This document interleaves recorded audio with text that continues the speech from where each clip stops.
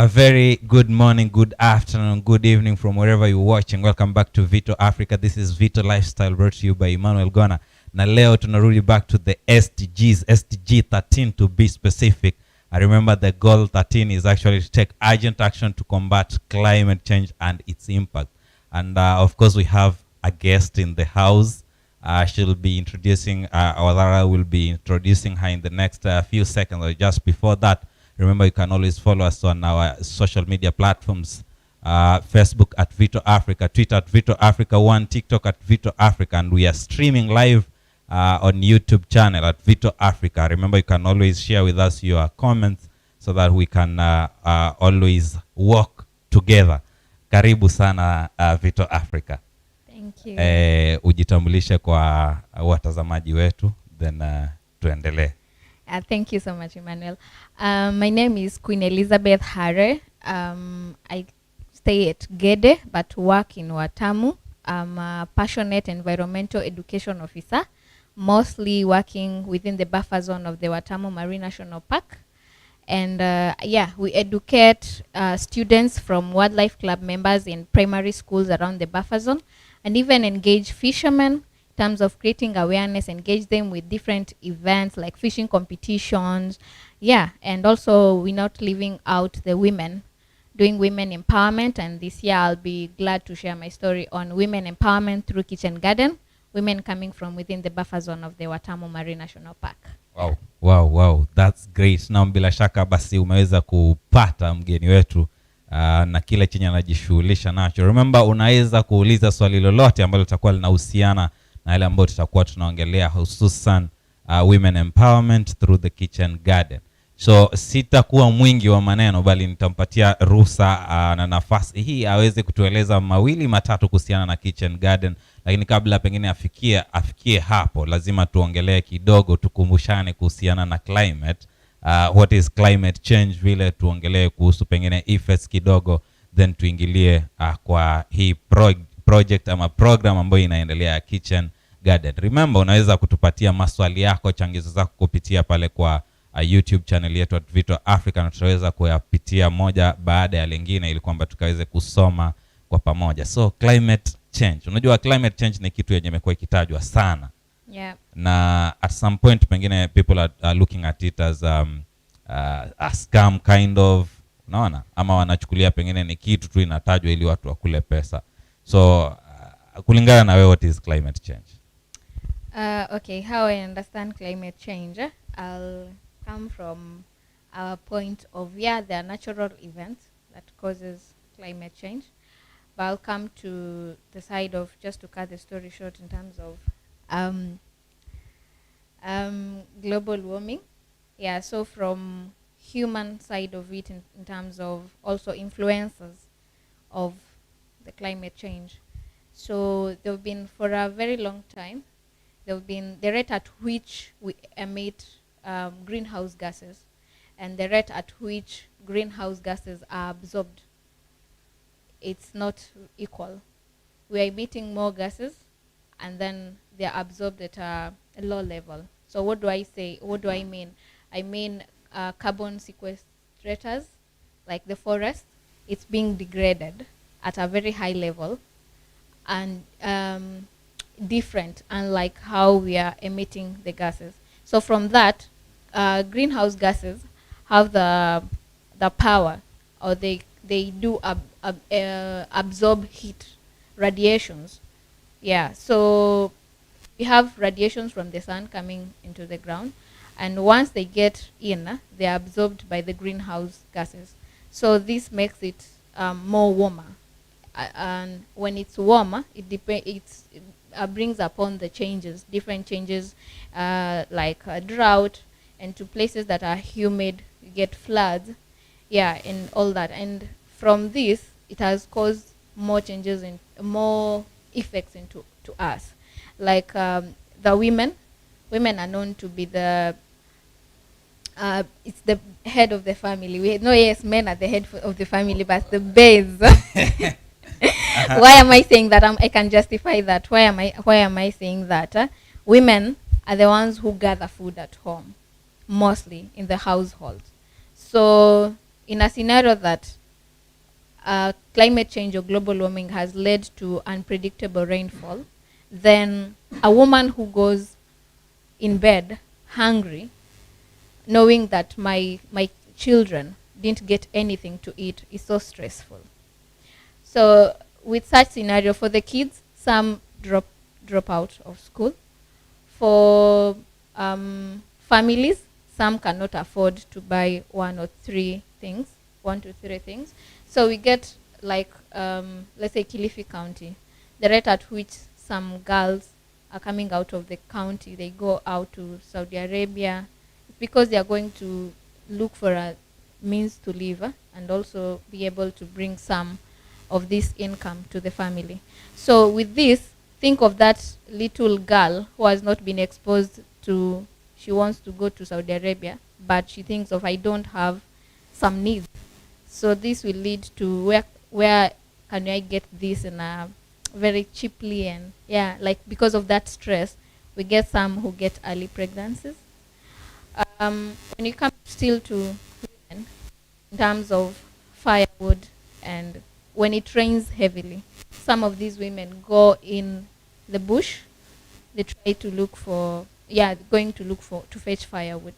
So when it's some women, I'm aware of women who have lost their sight because of snakes. Snakes get to hide into these logs. So it has come with a lot of effects. That is in terms of how it affects us as human. And then when it comes to nature, you find that we are losing habitats for our animals. When it comes to the ocean, the Mother Ocean contributes to a very high level to our needs in terms of that big ocean. We have more than 3,000, or even, or more than 378,000 fishermen who depend on the same ocean. It is still a habitat. So in terms of being a habitat, there are several species that live in that ocean. So from global warming, there is the melting of ice that causes high sea rise, as in sea rise. And then when it comes to the species in there, they are not comfortable. God created it and said, wow. But then from climate change, there are all these effects into the ocean. And many. So many. Great. The only problem is that I think you've dwelt more on the women, the women side, but okay, I think it's just okay. Allow me to read just a few comments that we already have here. Joe Hunter here is saying a very healthy discussion here. Thank you, Vito, for such informative talks. Thank you very much, Joe Hunter. And Omondi Stephen is saying, welcome, Queen, to Vito. Thank you. Asante sana. Yeah. So effects venye ziko tu zinakaa zimelamaza mambo mengi tu. Na nimekumbuka wakati ukiongea hapa pia umeongea kuhusu logging. I was looking at a certain article yesterday, and I saw that wamesema kwamba wataruhusu sasa, they will be lifting ile ban ya logging. Just briefly to tuambie what do you think about the same? Yeah, so I also saw that article, and I was glad to see very many youths coming in and sharing their comments about it too. So from my side, there was a reason as to why we had the ban, and right now from assessments, I can't share more about the assessments, but there's also I would want to be informed more, mostly even after this, in terms of the assessment of how has it regenerated to a point that there will be an uplift of this ban. But from last year, even just in Kilifi County, like the rate at which, how often have we received rainfall, can also tell us, do we really want to go back to that? And our efforts towards restoration. I'm aware of the UN Decade of Restoration, and we have plans for restoring and planting where needs to be planted. We don't just plant anywhere, even to open wetlands and all that.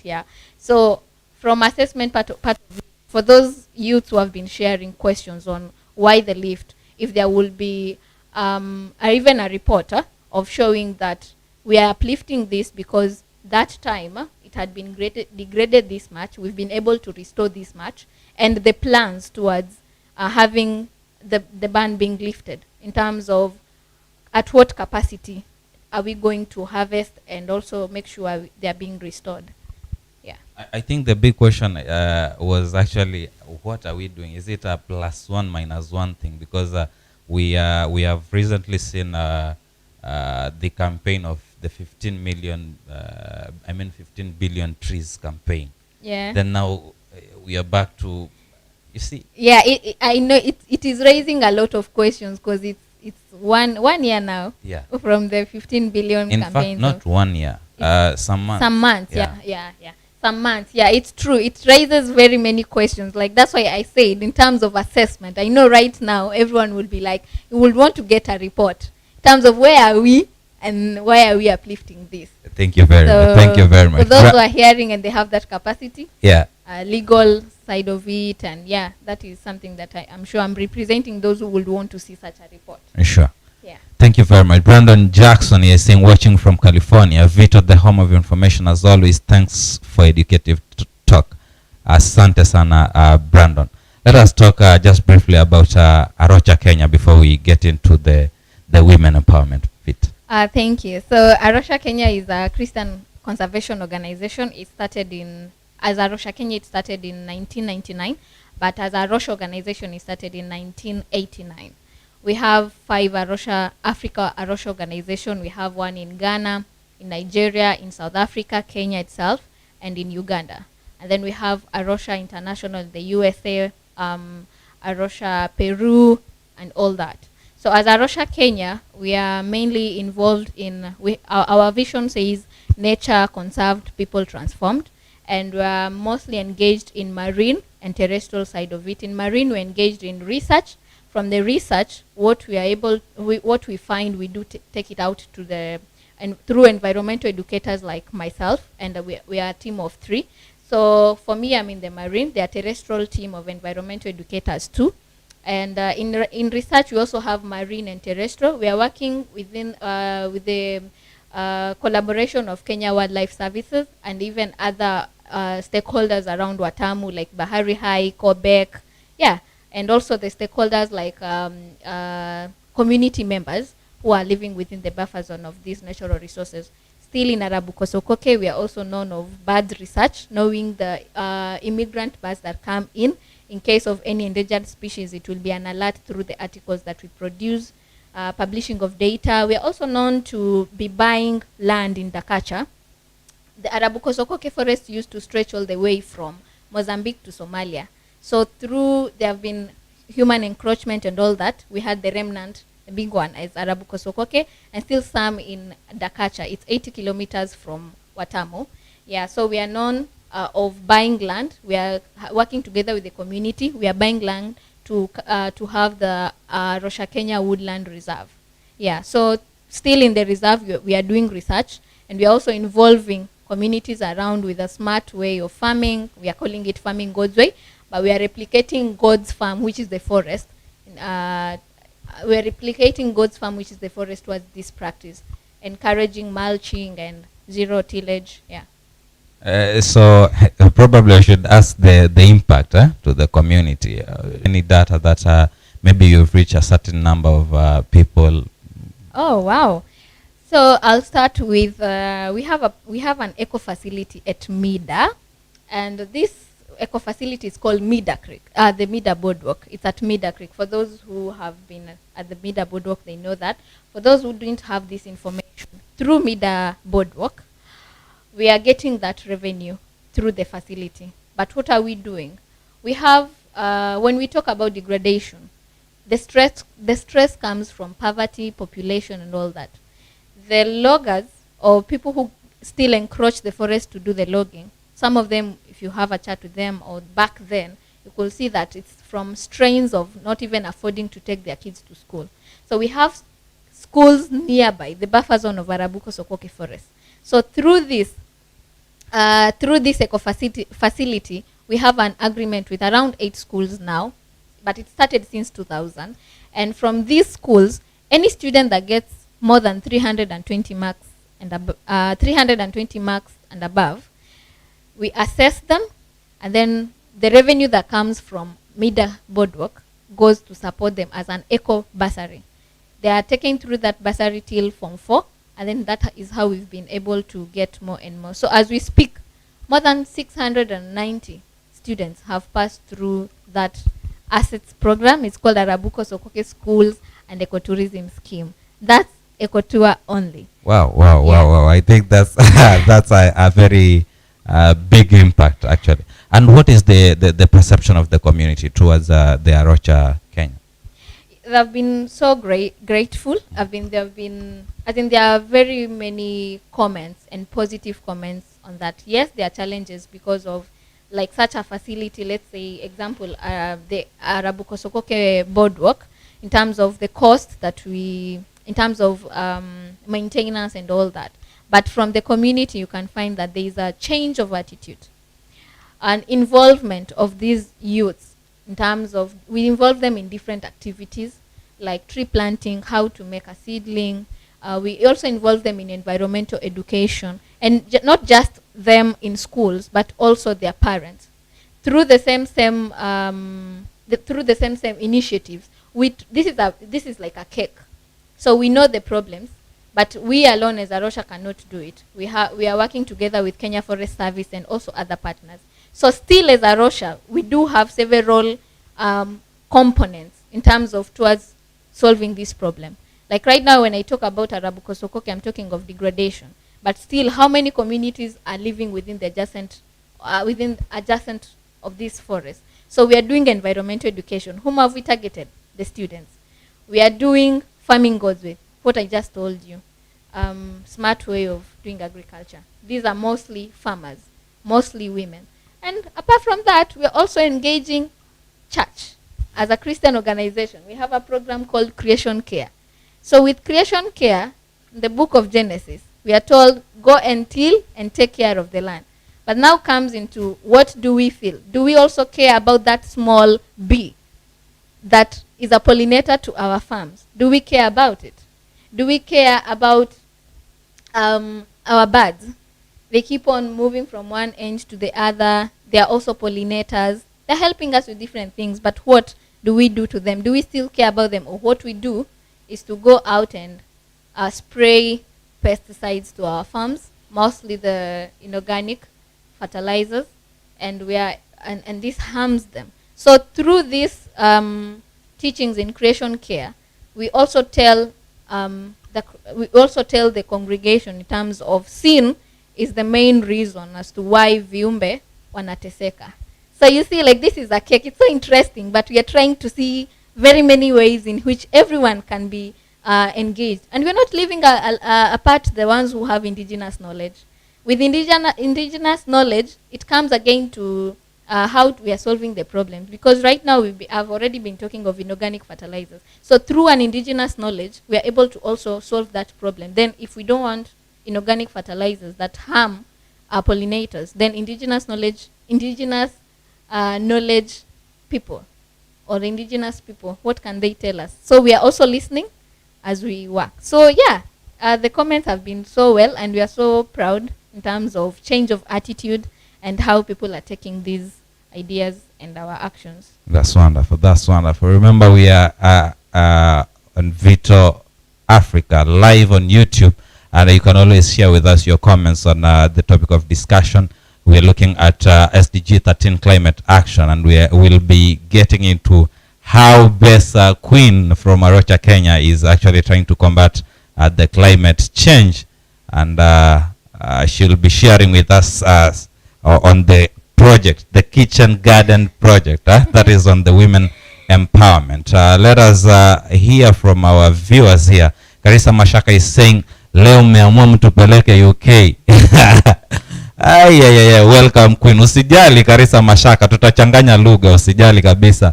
Na utaelewa tu, kikiumana bado ukiongea hivi, najua Queen bado atabadilisha lugha kidogo kidogo pale, ili kwamba tukaweze kusoma sote kwa pamoja. Reshi Raquel is saying, hello, the guest looks so pretty. Huyo sasa, okay. Asante on behalf. Karembo Kadenge is saying, I like how you are concerned not only about climate but also support the community in education. Big up Queen.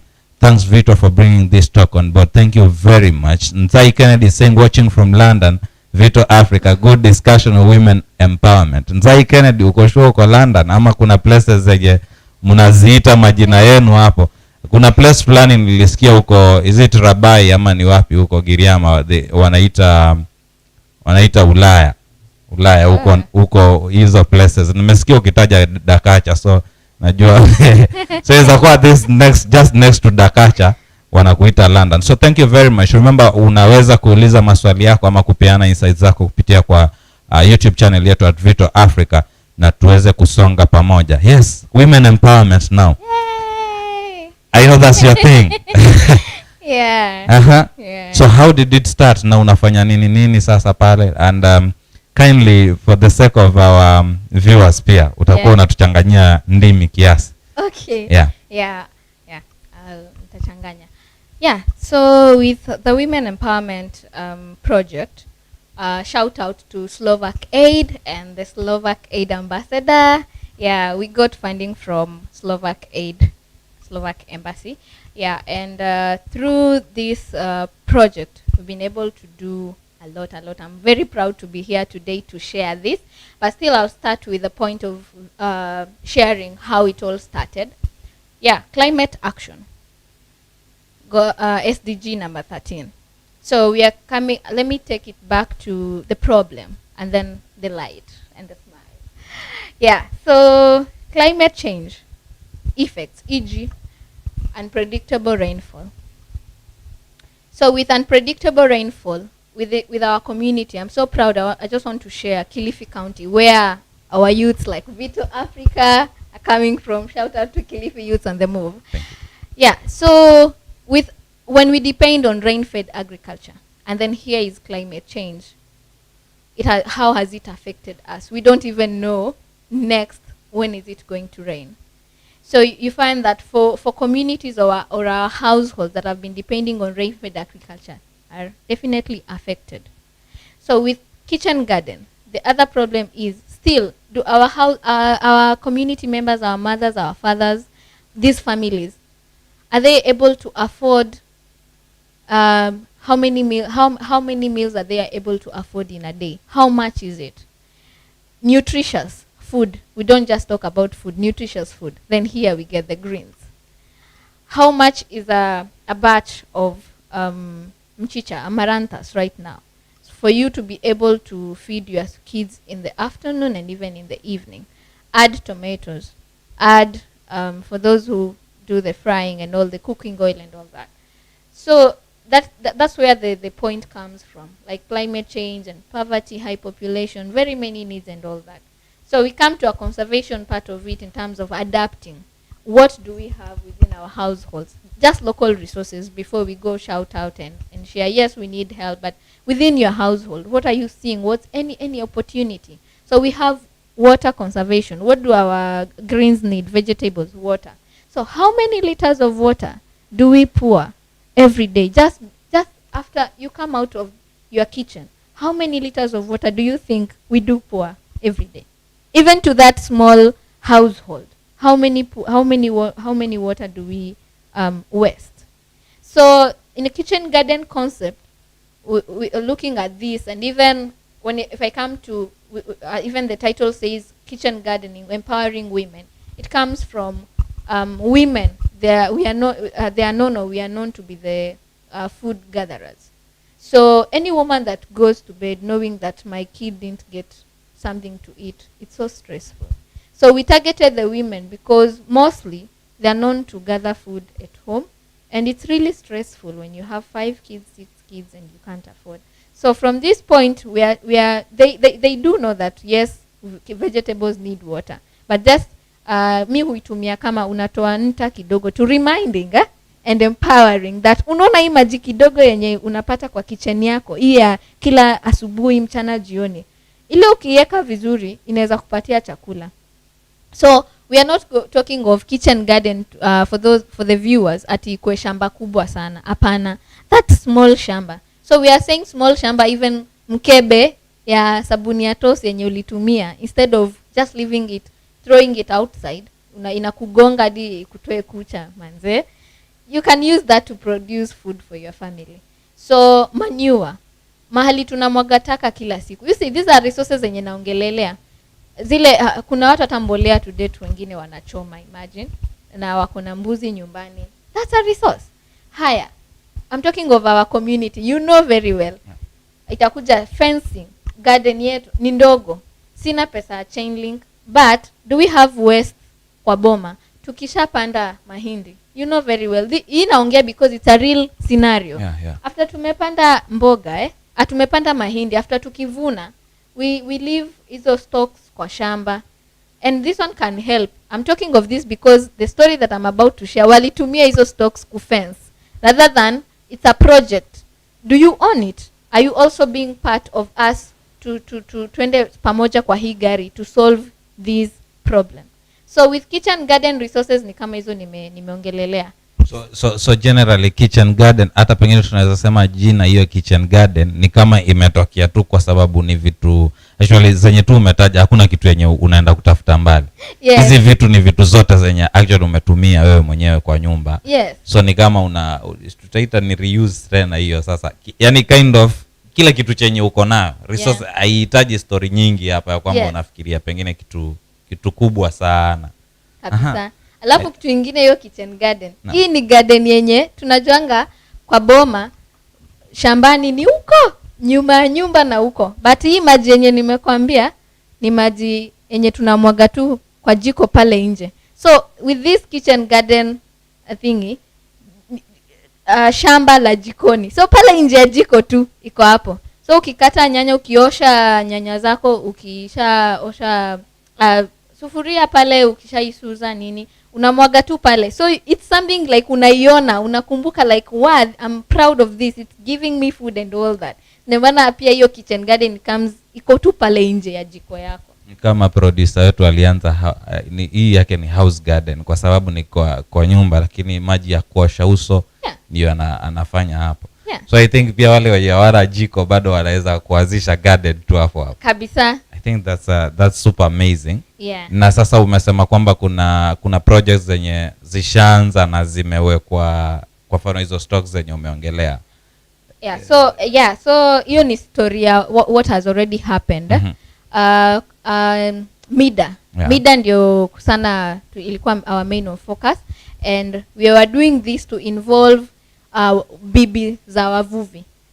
2021 ilikuwa tulikuwa as a Rocha tumeinvolve wavuvi. So through Slovakia tukapata funds yenye ina target wanawake. So tukaona twende pia kwa bibi za wavuvi. So ilikuwa within Mida na target ilikuwa 50 women. But as I speak, tuli engage over 150 women.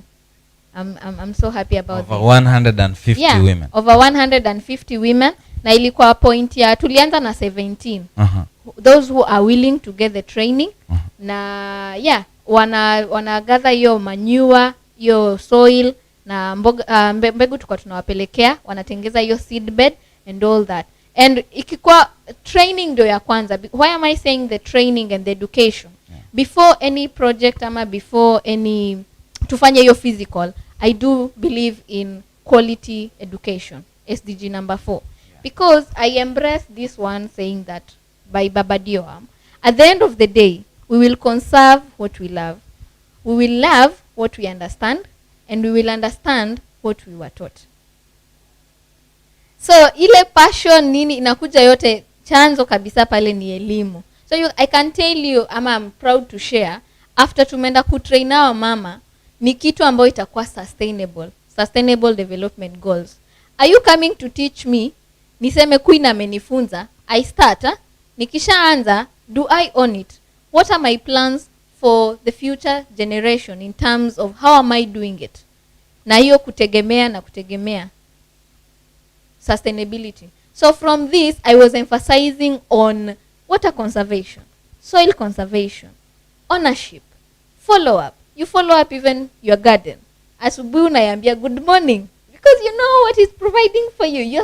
You're proud. So with that, education ikisha kolea vizuri, ikisha ingia, trust me, tumekuwa tukipoteza vitu mingi huko nyuma. Like seed harvesting. Have we been doing seed harvesting? Indigenous seed, saizi mnavu, mchicha, are we still buying?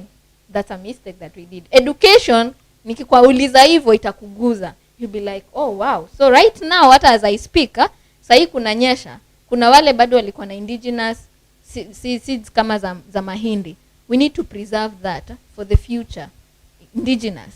So from this, bado tulikuwa tunaeleza tena kuhusu harvesting seeds. How do you harvest it?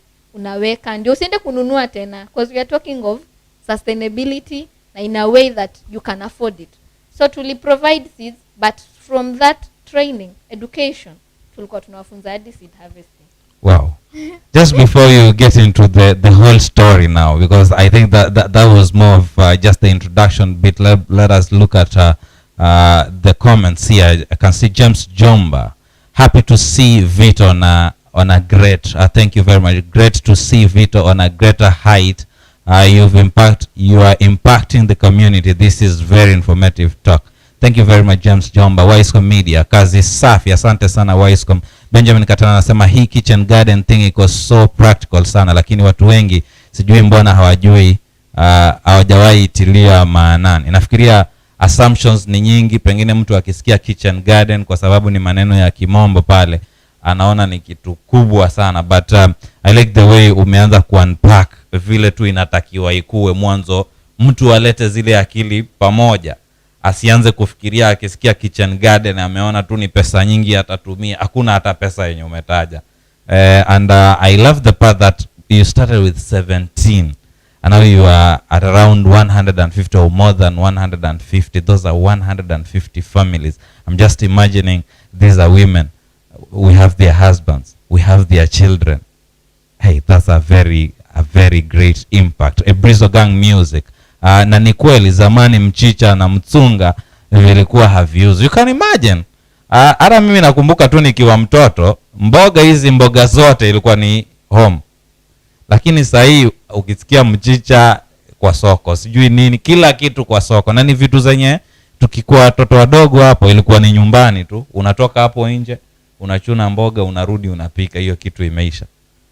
Hebu turudi hapa sasa kwa hii story, maana naona pia hapa wapenzi watazamaji hapa wamezidi kujiunga nasi na kufuatilia na kufurahia sana, kwa sababu ni somo ambalo linakuja wakati unaofaa. Tayari mvua zimeanza kunyesha, kwa hiyo tunatarajia baada ya hapa, actually we'll be expecting to hear some stories again from here, ambazo maybe you'll be coming in the next session, ukuje ucollect sasa, uchukue data mpya useme you've impacted again another good number from Vito Africa. Remember, you can always share with us your comments. Vile vile unaweza kutufuatilia kupitia social media platforms pale, Facebook at Vito Africa, Twitter at Vito Africa 1 and TikTok at Vito Africa.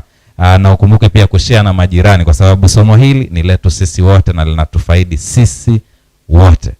Yes, Queen. Yes. From 17 to 150, tuanzie hapa kwa 17. So after hiyo elimu ambayo ulipitisha, and then what happened na mpaka mkafikia hiyo the 150?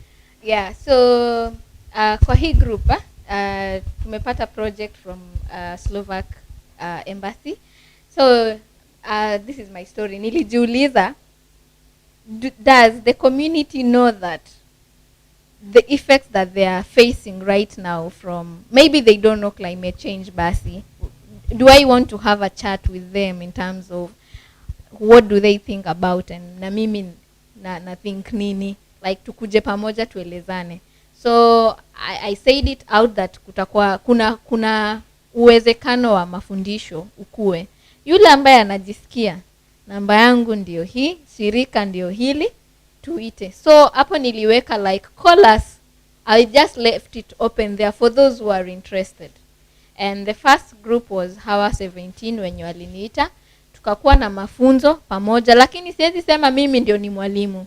Emmanuel, education iko nyingi sana huku nje. Ni my attitude, and am I ready to solve my problem kama mimi kwanza na elimu yenye niko nayo, ama nangojea mtu iku point fingers, oh ni yule, we mwenyewe unafikiria nini? So that is something that we need to remind each other. At a community, our communities, I'm very sure yes kuna elimu hawana, kuna zile wako nazo, but ile follow up, giving, umpe moyo kwamba tunaweza tufanye hivi na hivi, na kwa sababu kuna hivi na hivi, na yani kuelewa na ile atapenda. Unaona kishapenda, basi hiyo kupenda hiyo tuongee mpaka sasa ndio kuwe na ile. So the first training, hiyo the first talk, from the first talk hiyo siku walikuwa wanasema hauendi, tumalize saa hizi. Yani kulikuwa na ile ya kumbe nimekuwa nikimwaga maji, kumbe hii maji hapa kwa hii boma inaweza nilisha mboga, tusingoje mvua. A very small portion. Kuna mtu hata alichukua, I was also teaching in terms of plastic pollution, wastage. Sufuria yenye imetoboka huko chini, alienda kaitoboa after nimeshawafunza sasa. Kuna wenye walienda kuchukua, wengine hii ni fun by the way. Kuna mwenye alipanda hata kwa kikombe yenye imekatika ile handle ya kushika. So ako like naweza ika pilipili yangu hapa, cause ananunua pilipili shilingi 5 ile kubwa. So naweza panda hata kwa kikombe. And hiyo nitasema baadaye. After walitengeneza hadi play. Yeah, I would want you to visit one day. Walitengeneza play, wanacheka kuhusu vile wengine walipanda kwa vikombe after everyone embrace and all that. So these 17 walipo-embrace watu wakaanza kupita na kwa boma za wengine wakinunua. It was painful for others. So kuna wale wenye walifeel huyu leo hii nanunua mboga kwa mamake Pendo. So I got the call of the second group. Wakawa sasa hao ni 15. So 17 plus 15, that's 32.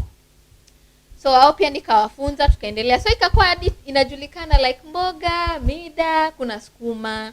Unawafunza pia, mimi nitaleta mchicha, nitaleta sukuma. But through ile una save, you can get more seedlings. I can, trust me. Hiyo second group, I'm proud to even share the name.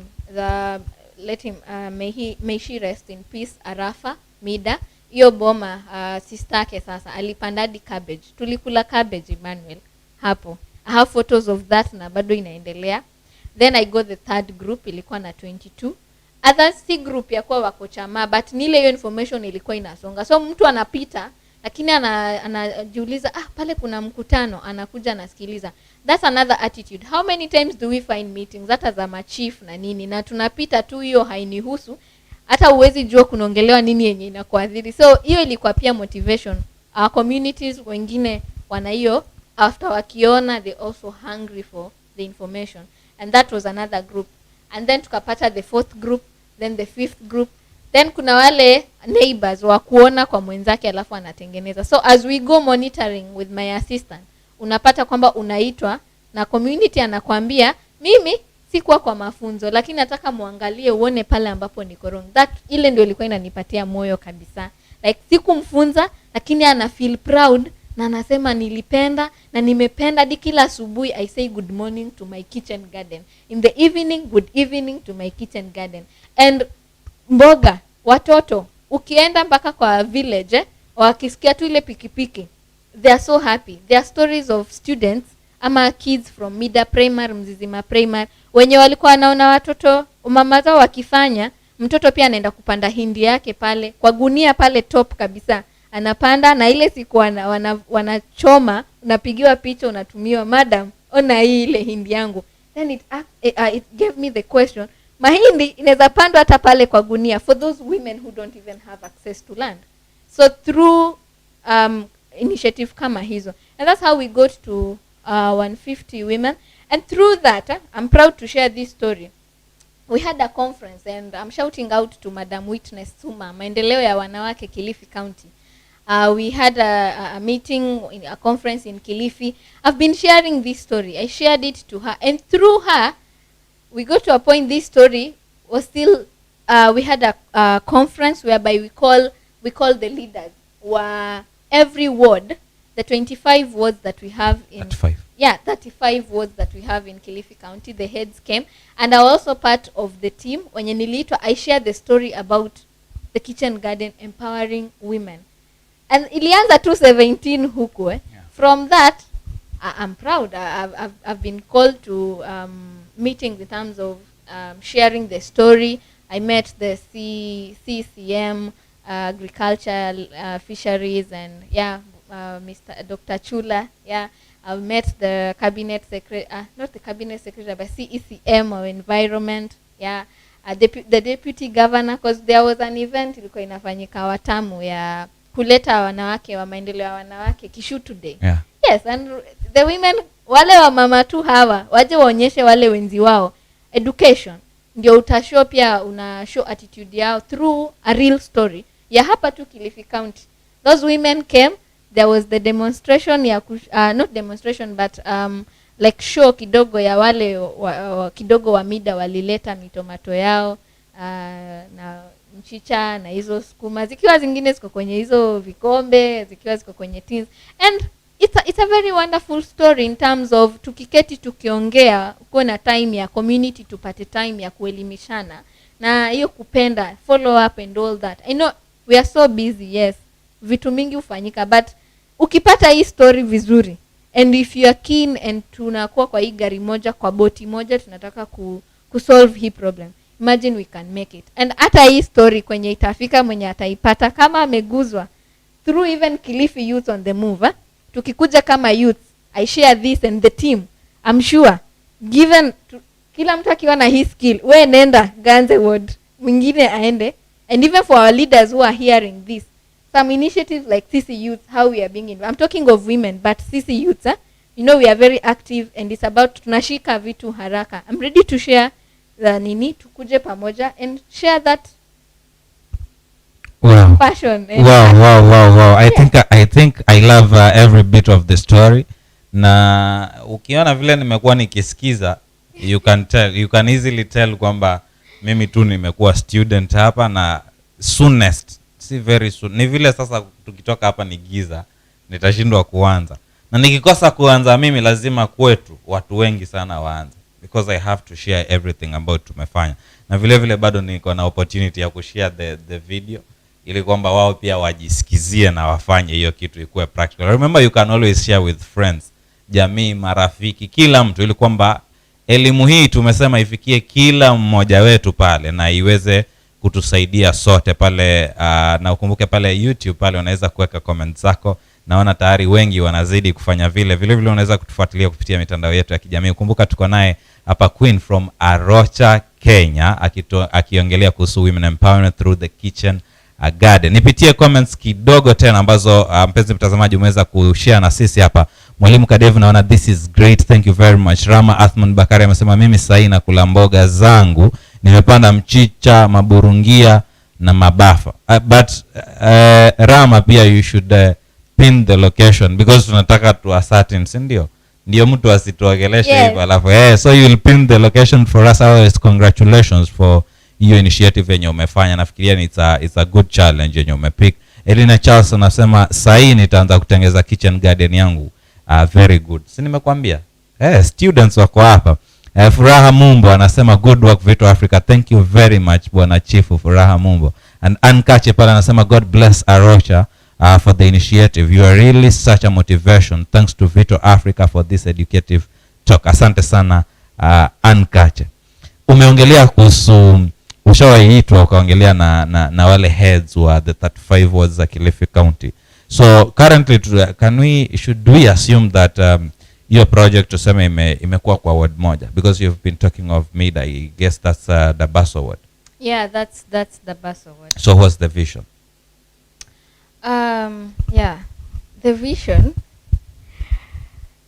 vision for me imekuwa like na feel tu hiyo passion yenye niko nayo in terms of hiyo information I reach to as many people as possible. So through that within kama 2023, because hii ilikuwa through Slovakia Embassy, the funding is coming to an end this March, but still tunaendelea kutafuta funds because next ilikuwa saizi as a Rocha nafikiria kwenda Kahingoni and Bogamachuko area. In terms of funds ndio inakuja ina strain like capacity in terms of a team ya kwenda sasa like follow up, because sasa for such women within the 1 year nilikuwa na close follow up na kuketi na kuongea na wao. It's not a one day thingy, and follow up is really key in community conservation projects. So as a Rocha, we've seen that potential in terms of getting this information ama story known. We are looking forward to still work with the county government in terms of kufanya hii project na hii story ifikie na watu waendelee kufanya. Kwa challenge nitaileta kwa sasa kwa youth in terms of kuendeleza like kama saizi social media inafika kwa wingi. Yeah, so through that ikiendelea like inafika kwa wengi, but as a Rocha we are looking forward ku sustainable in a sustainable way to endeleze reaching more communities. Pia our vision see only just zero hunger and all that, but still this tukitarget hizi forest community members around the buffer zone kwa sababu ile stress forest inapata logging and all that, na pia mbali na forest marine areas, overfishing and all that inasaidia even the mother nature anafurahi. Akifurahi sasa we'll be talking of adequate rainfall, happy families, happy birds, happy pollinators. Yeah, so the vision is on to restoration, decade of restoration through vitu kama hizo kitchen garden, because hii si kama development ama yes development but with that climate action, so how to drift to talk like the mother nature. Yeah, so this is pieces of cakes tunatoa like kitchen gardening and all that. So the vision goes into restoration and a happy mother nature in Vision 2030. Thank you very much. I've been looking at Kilifi County as a whole, and the way you've been mentioning about Kilifi County. I think currently we have a number of groups that are climate enthusiasts, and I don't know whether you can have a sort of collaboration so that maybe you can work direct with the groups. I'm not so sure whether that's possible, because I'm looking at it like you've mentioned of the donation, or rather the financial support that you've been getting. Now, suppose now some groups somewhere wish that they should get the knowledge from you people. Do you think you can just do some knowledge sharing, maybe if they are able maybe to facilitate you kind of? In terms of donors who can facilitate the growth of this information and the practice, or just of course the willing groups, huh? Yeah. For example, you've mentioned about the women groups or other youth groups. Suppose there's a youth group somewhere watching this video, and they wish that you should actually at least visit them and do this knowledge sharing. Do you think they can try from their end? If just in case the facilitation from your end might be kind of having some difficulty. So I'm calling upon enthusiasts, conservation enthusiasts who are thinking of different projects we would want to partner in. Can visit our offices at Rocha, the main office at Watamu, Apo plot 28. Welcome all in case of inquiries and any collaborations and all that. In terms of going further, I'm aware of the Community Forest Association. Kama when we talk about Arabuko Sokoke, Community Forest Association ime register individuals towards participation because they own these resources. What are they feeling about resources? Because hapa inakam in point of kitchen garden is an alternative livelihood towards conservation. So ikikuja kama ni upande wa resources through the CFA, through the heads, unaweza kupata through also partnership and collaboration, we can be able to reach more.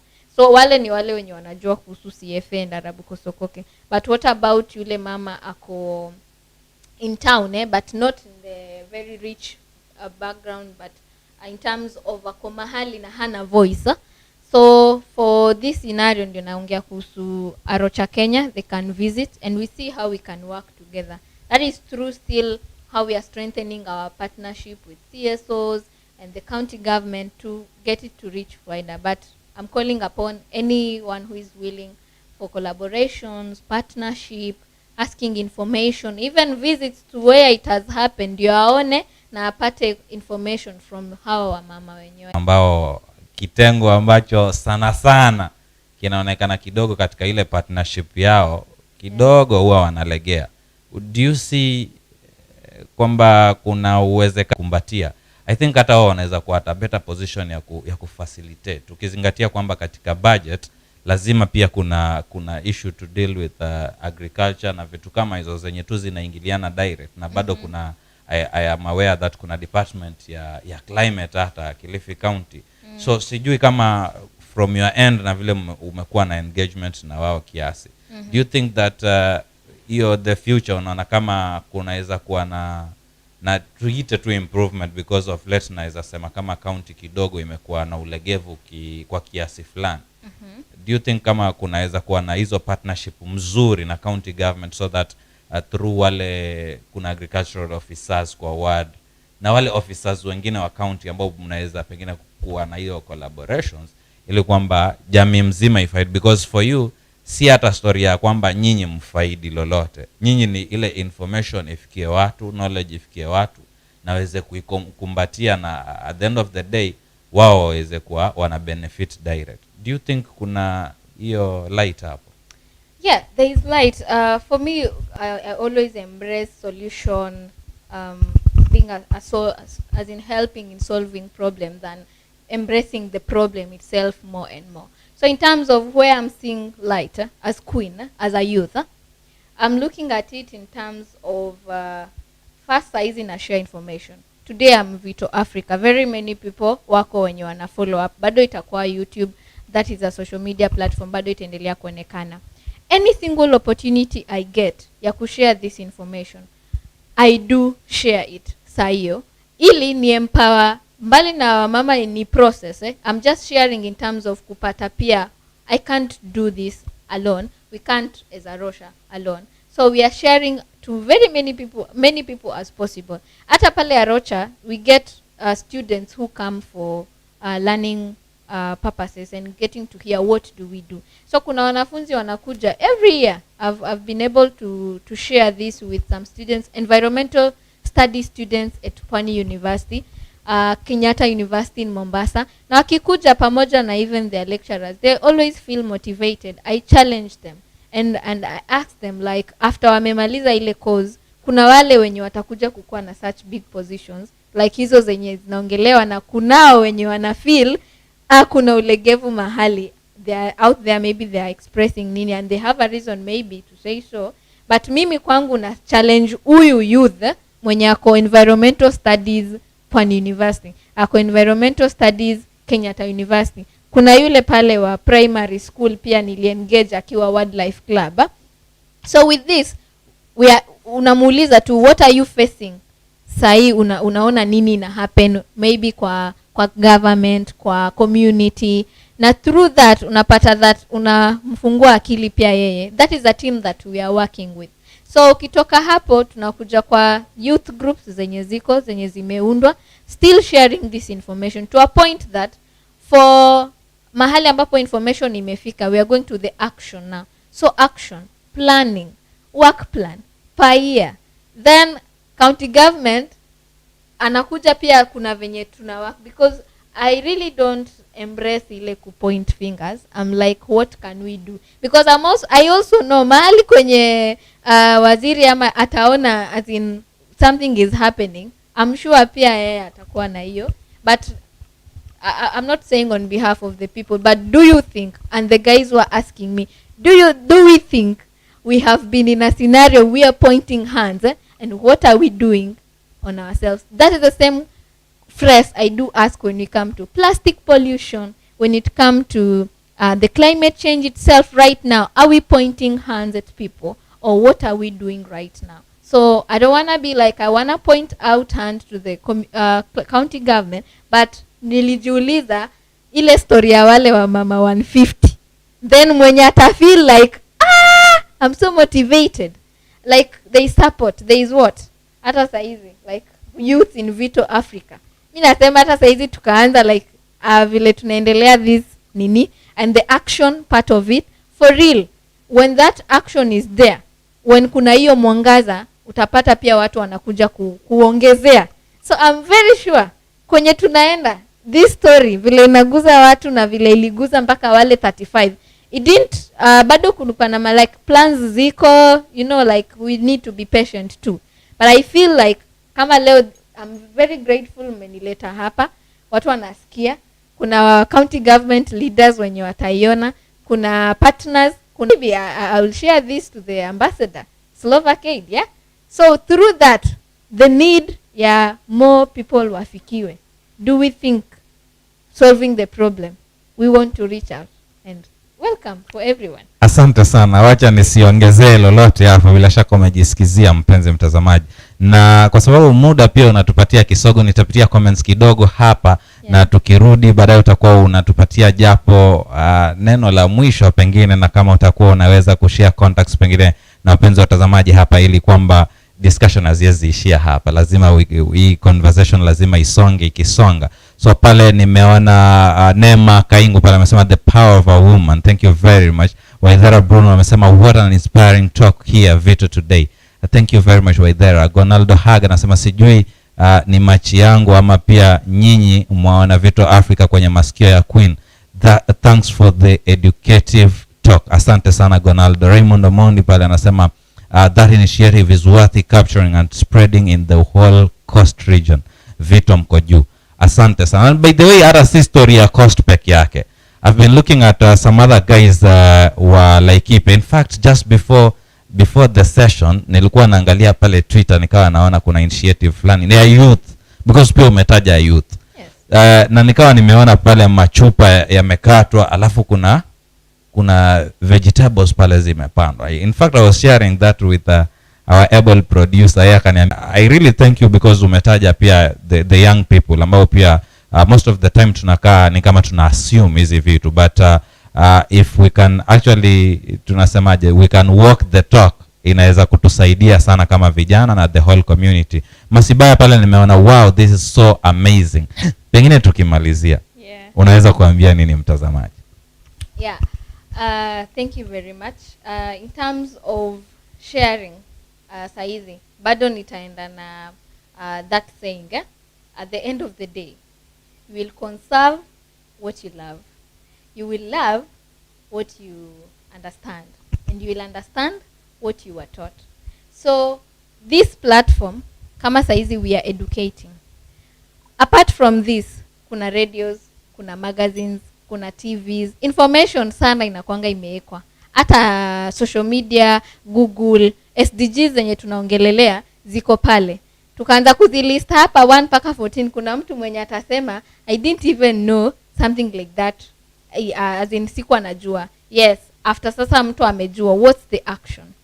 So tumekuwa tukisema climate change, bado tunaendelea kuelimishana, posters zinatolewa, that's education. But my challenge to the listener today, I've also shared about kitchen garden. A little I've shared about how it's done, but through these small initiatives zenye zinashinda zimeongelelewa, what's your challenge?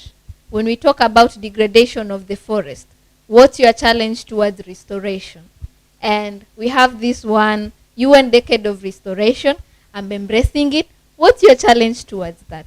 What's your challenge towards the climate change? And what's your challenge? What's your role as a community member, as a listener today, but you are part of this Kilifi County and even Kenya and globally? What's your challenge and what's your role from today? From the education part that you've wamepata kusikia leo, what's their challenge na role yenye watatoka nayo leo? Na tukifunga hii show, by the way, at least our viewers, mtu saizi aseme hii imeisha, lakini my role from today, and make sure you follow it up. Thank you so much. Asante sana. Pengine mpenzi mtazamaji akitaka kukupata, pengine kama ni ofisi ama contacts, if you want mind kushare naye.